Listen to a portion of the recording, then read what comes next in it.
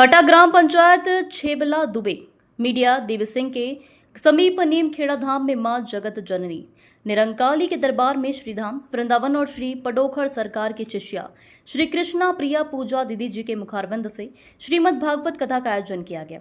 श्रीमद् भागवत कथा में अलग अलग भगवान की लीलाओं का वर्णन किया गया और श्रीमद् भागवत में आसपास के स्थानीय क्षेत्र के लोगों और विधायक उमादेवी खट्टिक भागवत का रसपान करने के लिए अधिक से अधिक संख्या में पहुंचे। श्रीमद् भागवत कथा में कृष्ण के विवाहों का वर्णन करके सुदामा चरित्र की कथा बड़े ही भाव और विभोर होकर सुनाई।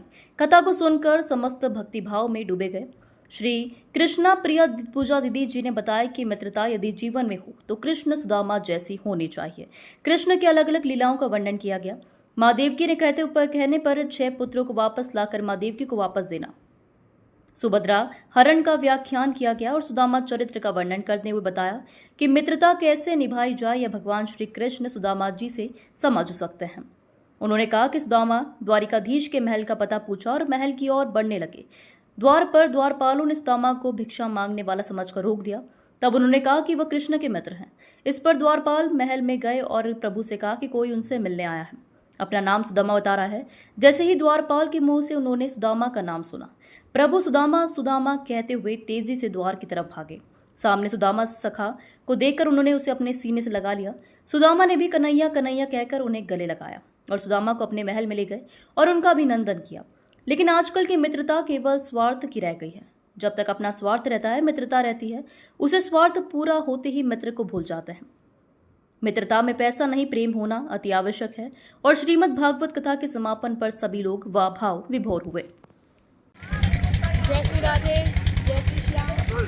आज महामाई निरंकारी के दरबार में सप्तदिवसीय श्रीमद् भागवत कथा का भव्य आयोजन जो चल रहा था साप्ताहिक, वो संपूर्ण हुआ। महामाई की कृपा से निर्विघ्न रूप से संपन्न हुआ।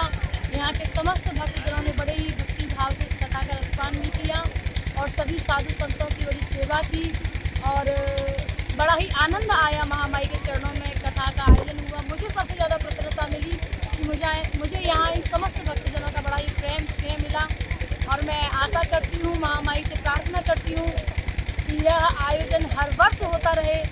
मैं आऊँ या कोई और आए, लेकिन इसी प्रकार से भक्ति की धारा निरंतर इस स्थान पर बहती रहे, क्योंकि धर्म ही हमारी पहचान है, धर्म ही हमारा कर्म है और ये धर्म भूमि नहीं, हमारी कर्म भूमि के साथ में धर्म भूमि इसी प्रकार से बढ़ती रहे, चलती रहे। समस्त भक्तजनों ने इसमें बढ़ चढ़ करके भाग लें, बस यही मेरी प्रार्थना